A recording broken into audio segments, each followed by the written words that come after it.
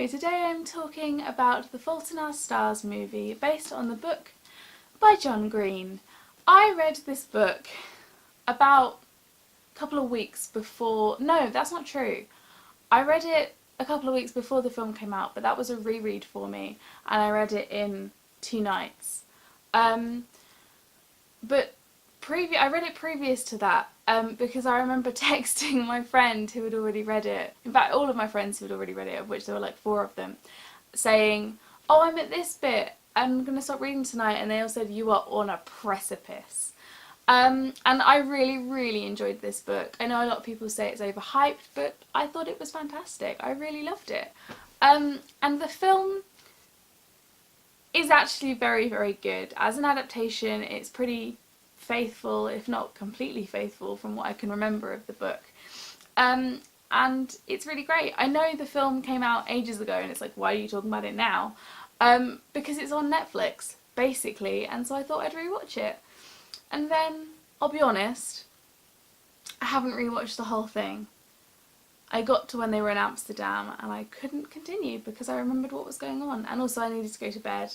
I started watching it too late, and then I thought I'll pick it up again tomorrow, and I didn't because I'm scared. If you haven't seen this film already, I would highly recommend it as a fan of the books. The books? There's only one book. As a fan of the book. If you haven't seen it and you're not a fan of the book, I would still recommend it as somebody, if you're somebody who enjoys a love story, especially a sort of non-conventional love story, and if you are okay to cry, which is what will happen almost inevitably. I've just now decided that I'm not sure if my microphone's on. If you have seen this film and you're wondering if it stands up to rewatching, because I'll be honest, the only time I saw it previously to watching half of it on Netflix was when I went to see it in the cinema. I haven't watched it since.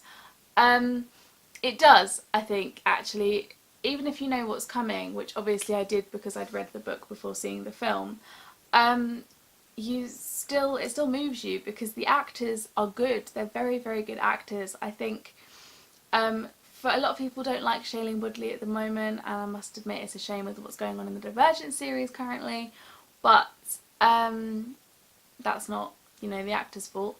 But I think she did a really good job of playing Hazel, and I think she portrayed Hazel accurately. I also think Ansel Elgort, I may have said that completely wrong, I think he did a fantastic job as Augustus. My brain totally melted then. Yeah, I think he did a really good job as Augustus. Obviously Augustus isn't a conventional guy, and a lot of people, that's the problem they have with this, is that they're not conventional teenagers in that sense.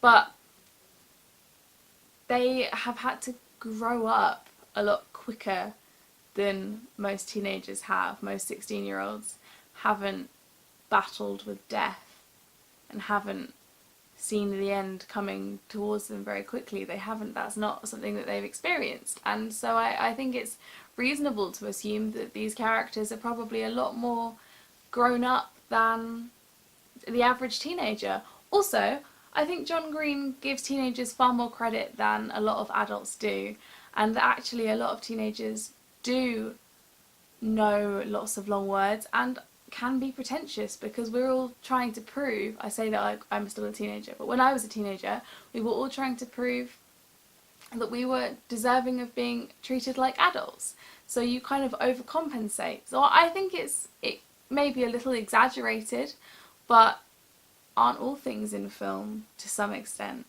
In terms of shooting, I just think the film is beautifully done. Some of the shots are so well put together. It just feels, you feel comfortable with these people in this film, and I think because of the shots and obviously the acting as well, but the shots help you in feeling whatever emotion you should be feeling at the time of whatever is going on in the film. I especially love moments where, I'm trying not to spoil anything in case you haven't read the books or seen the films, but there are certain moments when Hazel becomes more ill than other times, and in those moments the way it's done is beautiful. I even like the texts coming up on the screen because it's quite difficult to do texts in film, and I think it's something that a lot of directors back away from because it is difficult to get it right and to do it well. But I think the style that was chosen worked well for the film. In another film it would have been completely wrong, but also to do something like a voiceover reading the texts would have been wrong for this film. So I think it worked well with the style. All in all, I think it's a well-made film. If you are not interested in romance and love stories, then it's probably not for you. I don't really know why people are so like, it's overhyped with The Fault in Our Stars, because there seems to be a real problem, and I feel like this is a whole different video, but there seems to be a real issue with people not quite being able to accept that